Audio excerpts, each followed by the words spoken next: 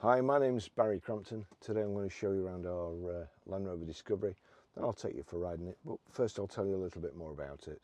It's a Discovery 4 3-litre SD V6 HSE automatic. It's a 2013 on a 13 plate, one owner from new, has done 70,105 miles. The fuel consumption, urban 28.8 miles per gallon, extra-urban 34.9 miles per gallon, and combined is 32.1 miles per gallon. Has a top speed of 112 miles per hour out of a 255 brake horsepower, 24 valve 6-cylinder engine. It has keyless entry, keyless go, the 3 individual sunroofs, body coloured wheel arch protective mouldings, diamond cut and black multi-spoke alloy wheels, high pressure headlamp wash, front parking sensors. It doesn't have rear privacy glass and looks all the better for it. The split tailgate at the back, the top opens to allow parcels to be loaded, the bottom to load heavier things and perhaps animals too. Has a rear tow bar. It's a 7-seater, of course. In the back, the seats split individually. It has Isofix child seat anchor points, and it's got the heavy duty rubber mats throughout. Service history, 21st of the 5th 2014 at 15,895 miles TH White Land Rover, 13th of the 4th 2016 at 29,980 miles Swindon Land Rover, 29th of the 3rd 2017 at 35,347 miles Steve Hill Land Rover, 9th of the 4th 2018 at 40,676 miles Steve Hill Land Rovers, 18th of the 4th 2019 at 47,990 miles Steve Hill Land Rover, 22nd of the 9th 2020 at 54,830 miles Steve Hill Land Rovers. Cam belts were done then too. 18th of the 5th 2022 at 62,729 miles Steve Hill Land Rovers. 3rd of the 9th 2023 at 68,875 miles Steve Hill Land Rovers, and front disc and pads and a new battery were fitted then too. So those are the keys. As long as you've got the key on you, it's keyless go too. I'll just put them in there so they don't slide off. Foot on the brake, press the start button, and we're away. Just been cooling my cameras down. We've also got 3-position electric memory seats. Now I need to be a bit further back.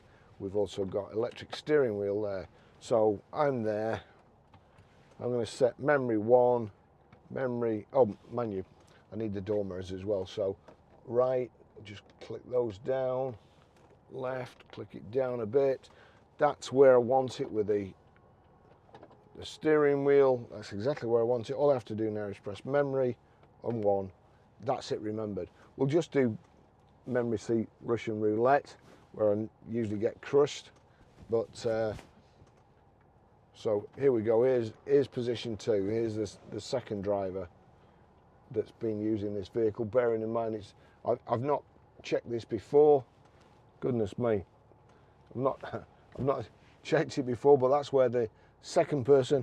Bearing in mind, you're supposed to be 10 inches away from an airbag at least. So there you go. And then position 3.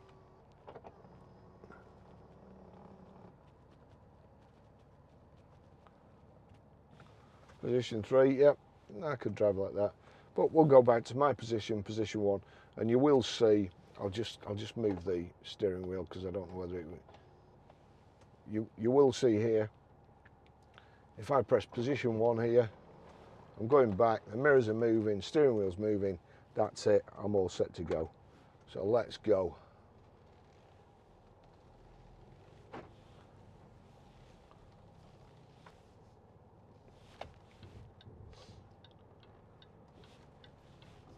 Going to be a quick drive today. We're mad busy, but it's blowing a gale outside. It's was raining a short while ago. It's now sunny. We've got the 3 sunroofs, so it's nice, light and airy.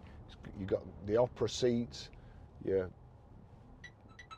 middle seats here are a little bit higher than the front ones, so you're not looking at the back of somebody's head. You can see over the shoulder, and less travel sickness, and you know, you can see where you're going.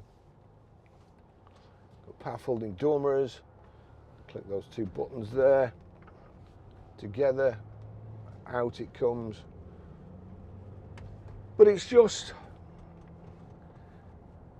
I'm driving around in my Citroen, I mean, it's probably the whole length of the car is about from the front of the bonnet to about there. There's me in it. When you get a bit windy, when you see somebody, you're at traffic lights and you're stopped, and you see somebody blooming driving up at full tilt, and they're talking to the passenger, and you think, oh no, you know, am I going to have to jump out this quick? This, you've got a flipping, it's almost like a football field between you and the tailgate. They're great. Paddle shift, like so. You'll never use it, really. Drive is fantastic. You can even put it in sport. Click the rotary control down, turn to the right. You're in sport now, and it holds it in gear as long as it can before changing. I always say you don't buy a Land Rover to speed anywhere. You just don't do it. You buy a Land Rover to get there, no matter what the weather, and to enjoy the drive.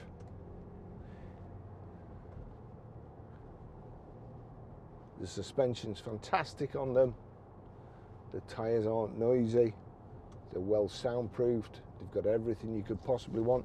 This one's got a heated steering wheel as well, which I particularly like, especially coming up to this weather we've got. We've got heated front windscreen again. Once you've had one, you just will never ever want to do without a heated front windscreen, because they're brilliant. And heated seats. You've got your terrain response here. Front central armrest, nice big front central armrest. Cup holders.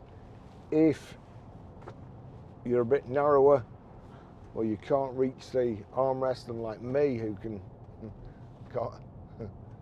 could just fall asleep, you've got this armrest here, which you can adjust by that rotary control there. But it makes it a bit of a flipping ball ache fastening your seat belt, getting underneath there. So it's not something that I used to use it all the time, but I don't use it anymore. The back seats fold down, the middle seats fold down, then the third row of seats fold down, make a nice flat load area. You can get anything in. Whenever we're going to the tip, we always go in a Discovery if we have one, because there's just bags of space. So you've got sat nav, you've got Bluetooth audio streaming, Bluetooth hands-free.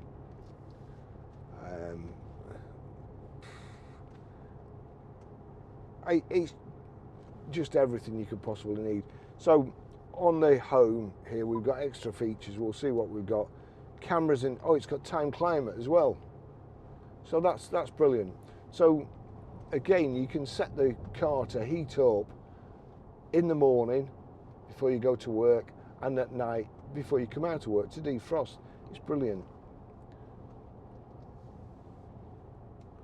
Very, very well spec car this, to be fair. Cruise control. You've got set there. That's it, set. It's honestly, some of them really annoy me. There's a button over here on the dashboard to switch it on, and you don't know where it is. So you've got to switch it on, and then you've got to click set minus. Click that, and then if you want to go faster, you've got to click set up. This, set, done. All sorted. It's a lovely colour combination. Kind of a gold, platinum, whatever you want to call it. And then you've got this caramel interior. which may not be called caramel. It might be called oyster or tobacco or whatever. But it's just a nice shade of, well, it's not brown, is it? It's like a browny beige. If that doesn't confuse you, I don't know what will do. But we just, you know, it's just so comfortable. You couldn't want a better car than this. And if you've got a family, a couple of little sprugs to go in the back 2 seats there, because anybody over the age of probably 9 won't fit in there. And it's just ideal. The roof bar carrier system. You know, if there's only 2 in the back, you can put the middle seat down and load through. Going snowboarding, skiing, whatever, all through. Fantastic cars. We absolutely love them, and trying to find the older ones with good service histories, in good condition, with a reasonable spec, that have not been battered. Because let's face it, a lot of people buy these cars because they're going to take some punishment, and they want something that will take the punishment. So, well, when I say our job, what I mean is John's job, is to find good ones that haven't been battered. And he's, of course, he's done another sterling job here. This is lovely. 2013, it's 11 years old. It drives like a new car.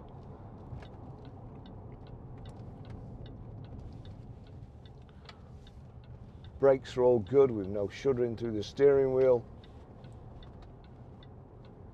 Pull up in a straight line.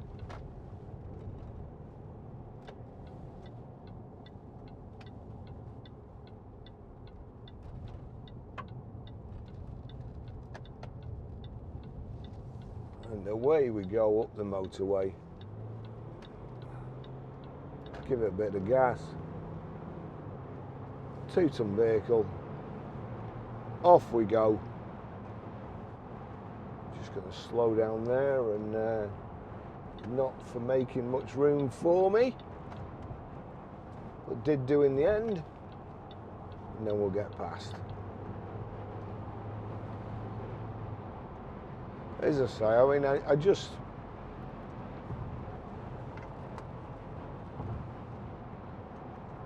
it's one of those vehicles that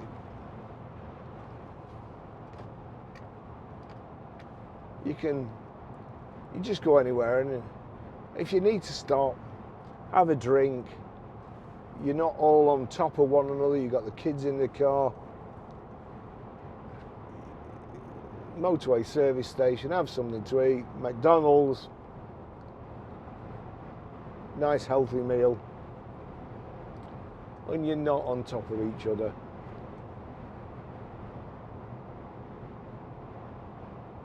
I really fancy doing the that North Coast 500, and you know, 1 minute I think, oh, go in a sports car, a Porsche or something, and then I just think, no, absolutely not. It's got to be either a Range Rover or a Land Rover. Look at this. Perfect. They are such fantastic cars. Oh, actually, all right, so I now can't see the switch. So it's tilt and slide electric glass sunroof as well. It's a great spec. There we go. Great spec. You've got the shade bands to pull across.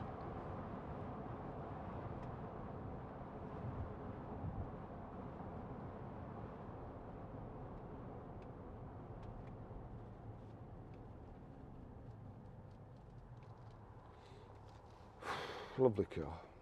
Nav. I often drive like this anyway, with the nav on, especially if I don't know where I'm going. It just shows you what's up ahead. So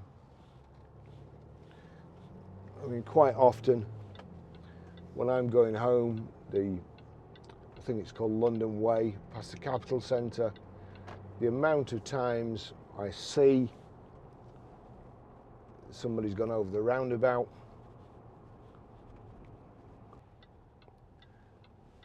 at least you can see what's coming up, and zoom in.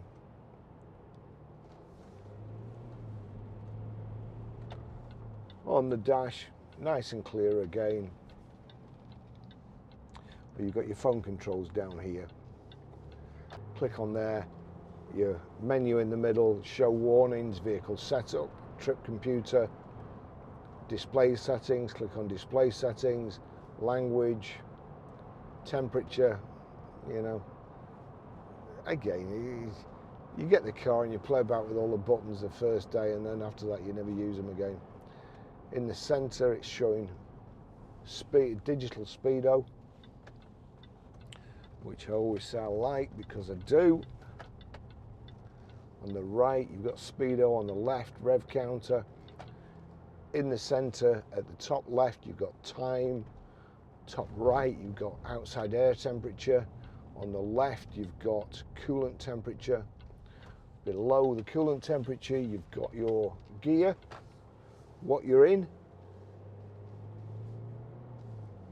and also if you override like so, there it shows drive 3 instead of just drive 4, drive 5, drive 6, drive 7, drive 8, just, you know. But going through here, we're shielded. It's very, very windy today. We're shielded from the wind now, and it's silent. I've been using an electric car just recently, and if anything, I would say the electric car might be a bit noisier. Only like there's a whir. I could be wrong. Don't give me any grief about it. I don't care if it is or it isn't. But this just takes everything in its stride. Well, the good news is it looks like the level crossing's down again, so that's it. Thanks for watching. Another great car. We've got well, I've got so many videos to do to try and catch up on. We've got a beautiful Range Rover Evoque in that lovely like pale green metallic, looks beautiful. What else we've got? We've got another Range Rover Vogue. We've got a Discovery van. We've got another Discovery. Might have, my I-Pace is gone last week, so we might have another I-Pace coming as well. Just waiting to see on that. Should know today. But as I say, lovely. I think that's, is it? Again, it's not. I was going to say coffee, but I'm sure it's called cappuccino or latte or another fancy coffee. And this nice interior. Thanks for watching. I'll see you in the next video. Ta-da. Okay, I'll just show you how to delete a mobile from the Bluetooth audio system in this 2013 Land Rover Discovery. So on your screen, you've got the menu here. You've got audio, video, navigation and phone. If I click on phone, it brings up the phones that can be connected. There's nothing connected at the moment, otherwise you won't see that menu. It will just connect straight to the phone.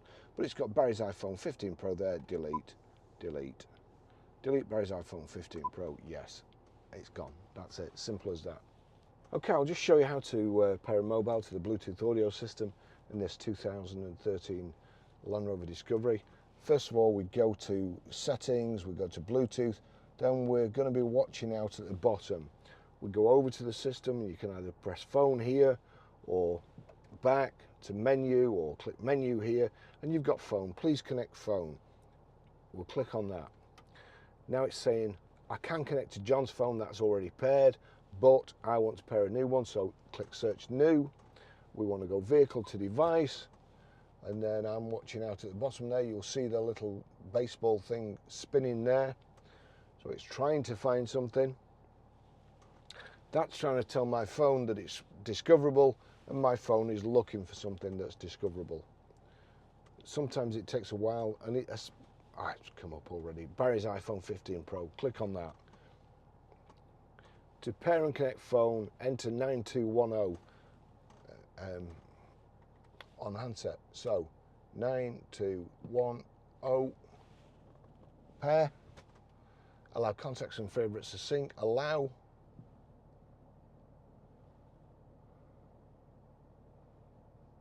I've got far too many things. My phone connected, far too many things connected. Jaguar Land Rover connected. That's it. That's how you do it. Okay, I'll just show you how you play music, stream audio through the Bluetooth audio system in this 2013 Land Rover Discovery. So what we do, we go to music, we find a track that we like. I'm not going to do that one, that's depressing. Well, that's depressing too, but I like that one. So I'm going to click on play there. If you look at the bottom, if I click there at the bottom, the two symbols, the car and the person, if the tick's next to iPhone, it will play through the iPhone speaker, but the tick's next to Land Rover.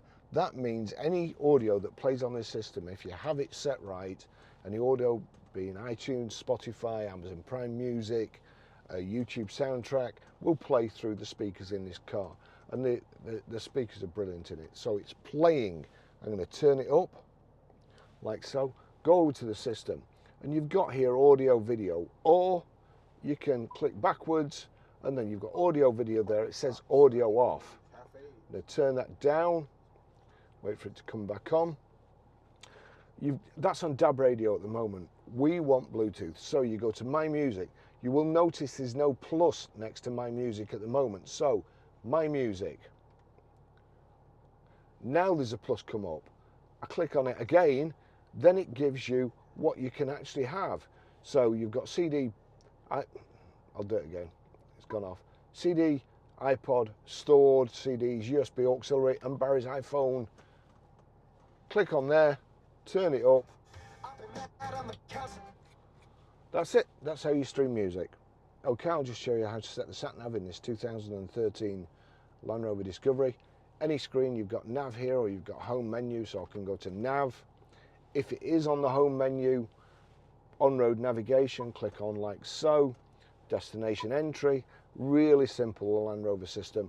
Postcode, we're Grosvenor Garage, Blackburn Road, Howalton, Preston, almost forgot it, P, R. Now that was on letters, it's now defaulted to numbers. 5, on some systems, if you've only got 2 digits, you have to put a space in the middle. On the Land Rover system, you don't. 4, E, A. That's it. Click OK. And then we have to click Go. That's it. It's as simple as that. One thing I would say with the system as well, it is really easy. When you get near home and you're trying to listen to the news or something, it says turn left here and turn right, and you know your way home. Some of them you have to go through the menu, and it's a real swine to do. All you have to do with this is click on home menu, and you'll see there on-road navigation, cancel guidance. That's it done.